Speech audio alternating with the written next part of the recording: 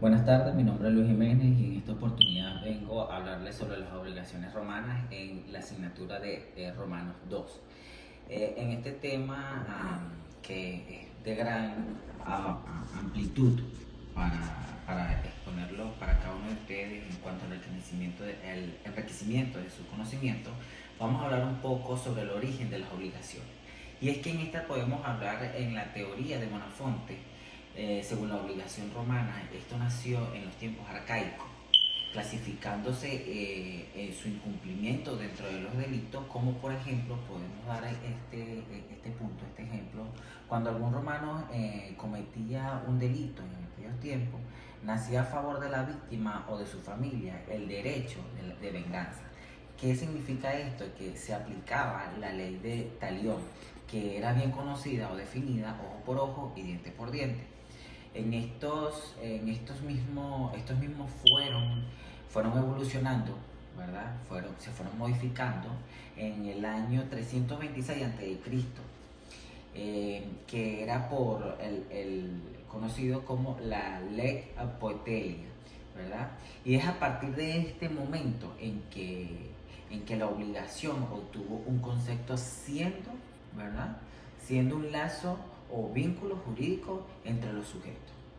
Entonces, por esto podemos decir, voy a dar un ejemplo, que a partir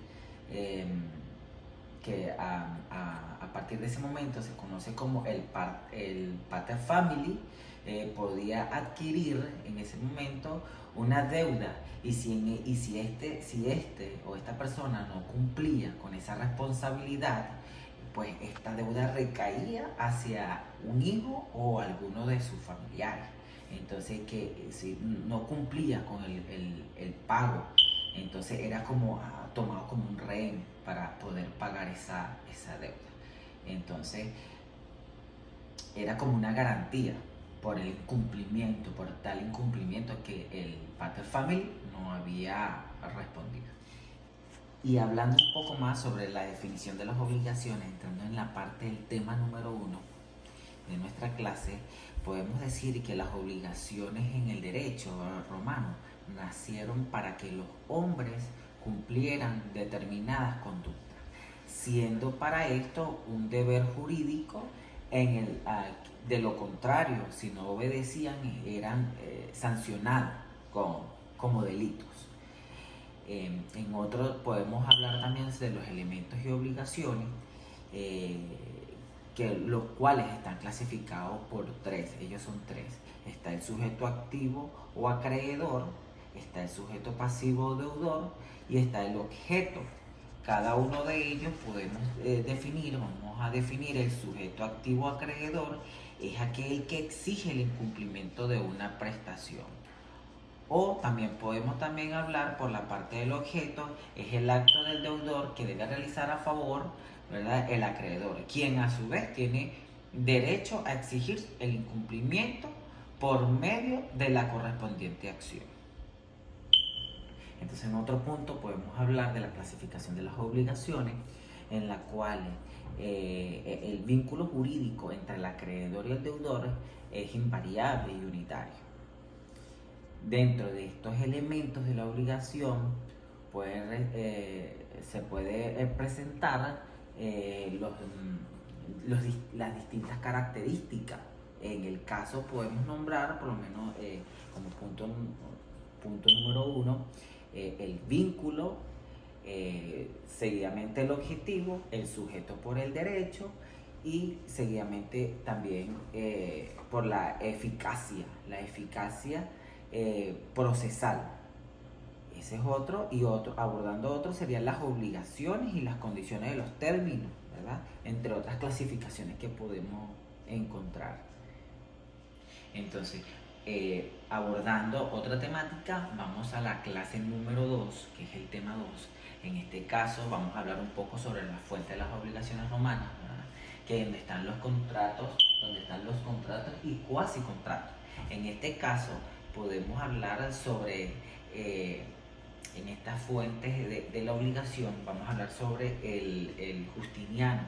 Justiniano señala 4 fuentes de las obligaciones: los contratos, los delitos, los cuasi contratos y los cuasi delitos. O sea, cada uno de ellos tienen una definición como tal. En cuanto a las fuentes jurídicas, consideramos, ¿verdad?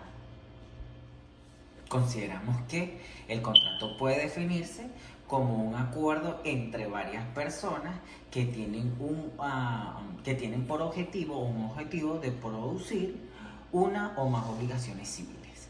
Entonces, eso es nombrando una de ellas, que es el contrato. Tenemos el delito, ¿verdad?, que es un derecho humano contrario al derecho, ¿verdad?, al derecho que es castigado por la ley.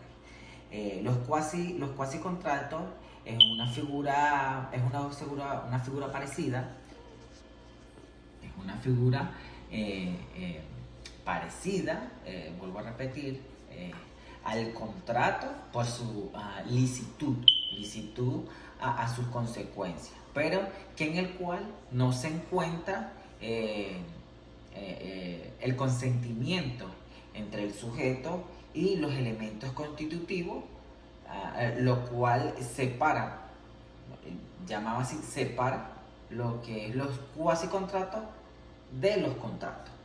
Entonces, ¿qué podemos decir? Ahora vamos a la definición del cuasi delito, que es un acto ilícito, pero que en el derecho romano no se clasifica entre los delitos que produce una obligación entre el autor y del otro acto, que es la persona el perjudicado, conocido así, pues, o sea, entre el autor del acto y el perjudicado. Entonces, en gestión de negocio, podemos decir, en su conceptualización, este consiste en una persona o un gestor, ¿verdad?, que interviene en los negocios de un dueño o sin ningún mandato o expreso ni tácito de esta última. Hay una frase que me llamó mucho la atención en todo el proceso del estudio de estos temas y de estas clases que vimos, pues que a lo largo de estas semanas de clase hemos ido aprendiendo. Es que hay una frase que dice: el gestor no debe percibir ni una ganancia o lucro por la actividad realizada. Y en realidad no debe de percibir, pues, una ganancia o algo. O sea, no es que no lo debe percibir, sí lo debe percibir, pero es que es de una forma como frase. Entonces es una frase que me llama mucho la atención por toda la situación que hemos vivido en estos tiempos.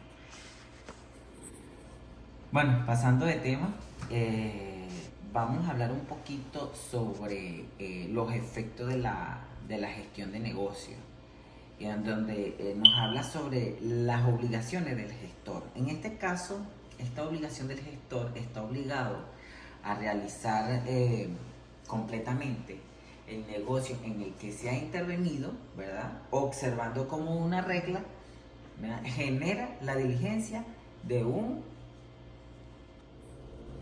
buen padre, de un buen padre de familia, si actúa de una forma o apegado a las circunstancias, ¿verdad?, y se limita a su responsabilidad, ¿verdad?, al lado de lo que la culpa data.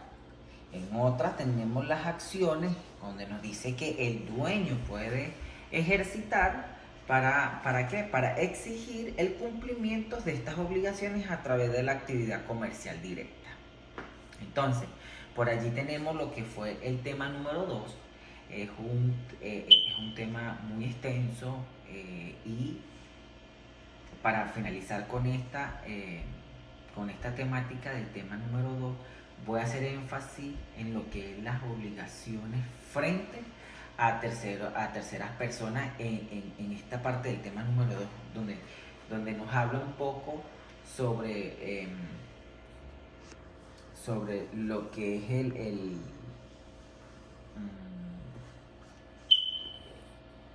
es cada uno de estos puntos. cada uno de estos puntos, donde nos dice que únicamente el gestor quedaba vinculado como los terceros y solo cuando se hubieran transmitido el dominio de los derechos adquiridos y las obligaciones contraídas, que pasaba de este a ser titular de ellos. ¿Me entiendes? Entonces, ¿qué podemos decir? Que tenemos, entre otros puntos, vamos a nombrar acá, tenemos, como podemos ver en esta diapositiva, tenemos los efectos de la gestión de negocio, las obligaciones del dueño, las obligaciones frente a terceras personas, el pago de lo indebido y los delitos públicos y delitos privados. Entonces, de tan importancia, tenemos que tener el conocimiento de cada uno de estos puntos, que nos va a ayudar a nosotros como futuros profesionales del derecho a tener una buena base y fundamentos para el momento en que nosotros vayamos a ejercer nuestra carrera. Tenemos que tener conocimiento de cada una de estas funciones, lo cual forman parte de la historia del derecho romano II. Entonces, sin más preámbulo, vamos a pasar al tema número 3, que nos habla sobre las causas e inejecuciones de las obligaciones, la culpa y teoría de la imprevisión, la mora del deudor, efecto y extensión, la mora del acreedor y las causas de inejecución de las obligaciones inimputables. Entonces, cada una de ellas son puntos de gran referencia para nosotros como estudiantes del derecho, que tenemos que conocer, que estamos profundizando en estos conocimientos, pues a través del aprendizaje que hemos adquirido a través de esta nueva tecnología y con la docente, para el enriquecimiento, enriquecernos esos conocimientos a través de cada uno de los contenidos que vamos a ver durante todo lo que nos queda de año de estudio. Entonces, abordando la temática de causas y inejecución de las obligaciones, podemos decir que son imputables al deudor y no imputables al deudor. Causas de índole subjetivos del dolo. Causas de inejecución de las obligaciones. Es la responsabilidad del deudor, ¿verdad? Entonces, si él incumple el vínculo, queda disuelto, y si no cumple, retarda, ¿verdad? Retarda y reaparecen todas las teorías como el dolo, la culpa, la mora y los riesgos. Entonces, ¿qué decimos? Pues son las causas inejecutables imputables.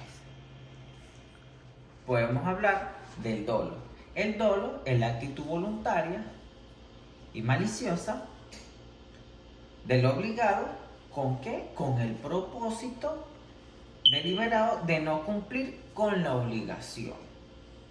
En los elementos del dolo podemos decir que está el hecho realizado o dejando de realizar por el deudor. Otro punto, producto de la voluntad. Podemos también mencionar que es la intención de no ejecutar la obligación. En otro tenemos el efecto. Esos efectos que no se presume y debe ser probado. Como otro punto que conlleva a la satisfacción ¿de qué? De daños e intereses.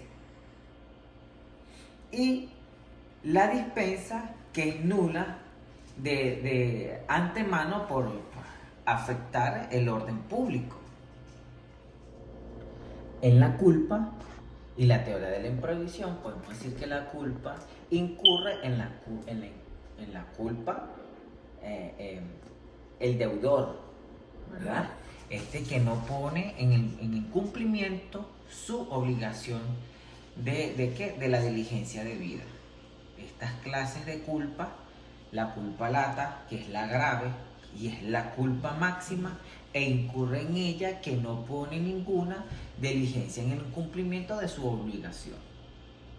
Entonces, en los juristas romanos distinguieron en ese entonces en algo llamado in abstracto, que para ese entonces se denominaba que era la omisión por parte del deudor de la diligencia que pone en su negocio un buen padre de familia. El inconcreto, que en aquel entonces era la omisión de la diligencia, ¿de quién? Del deudor, en cuestión que pone en sus asuntos. En el derecho romano, la regla de negligencia mínima, a lo que es el mismo, la omisión o la diligencia, entre esos puntos podemos nombrar lo que es la mora del acreedor y por último punto de estudio está la causa de inejecución de las obligaciones del inimputable. Entonces, podemos decir que en la teoría de riesgo, cuando la obligación no es susceptible de cumplirse por los factores o las causas externas imputables o a la voluntad del obligado, nos habla también en este punto sobre lo que es el riesgo, caso fortuito, ¿verdad? Que es el acontecimiento extraño a la voluntad del deudor, ¿verdad? Que no ha podido preverse o que se ha previsto o no ha podido evitarse. La fuerza mayor es un acontecimiento previsto, pero que aunque se hubiese podido prever, no hubiese podido evitar. O sea, cada uno de ellos pues nos habla en lo que son los efectos de ambas, que son similares, ¿verdad? Pero que la doctrina romana establece en cada una de estas las siguientes, como por ejemplo las diferencias, ¿verdad? Las diferencias y los efectos. Entre estos se puede nombrar como diferencias el caso fortuito, que es el hecho que no ha podido preverse, y en efecto podemos decir que si la obligación es específica, los riesgos ¿lo sufre quién? El acreedor. Y para finalizar esta exposición y cada una de estas unidades que hemos ido exponiendo para ustedes, y que espero que les haya gustado y que hayan entendido cada uno de estos puntos, es que como ya en la parte final del tema número 3, nos habla también sobre el caso en que se puede exigir una responsabilidad del deudor, la cual consta de 3 puntos. Cuando el caso es fortuito, viene acompañado del dolo, ¿verdad? Que es la culpa, el dolo o culpa. Ese es como punto número 1. Y por el otro, podemos decir que si el deudor no incurrió en mora, y si el depositario, al asumir la vía legal voluntariamente, la custodia la cosa. Entonces, cada uno de estos puntos y cada uno de los temas que hemos venido exponiendo para cada uno de ustedes son de gran importancia, como lo dije anteriormente, para la redundancia. Es que es importante que nos centremos en la investigación, en el estudio, en la profundización de cada uno de estos puntos que nos van a ayudar en el día a día para la formación de nuestra profesión, y también saber un poco sobre la historia del derecho romano. Ya sabemos que cada una de ellas nos va dejando cierto aprendizaje y enseñanza para el desarrollo de nuestra profesión. Espero que les haya gustado esta pequeña exposición. Si tienen alguna duda o desean obtener las diapositivas, me lo pueden hacer saber, y bueno, por la página de clase se los puedo hacer llegar. Muchas gracias, mi nombre es Luis Jiménez, un placer haber servido para ustedes y exponerles esta temática. Gracias, profesora, y espero que tengan una feliz tarde. Gracias, hasta pronto.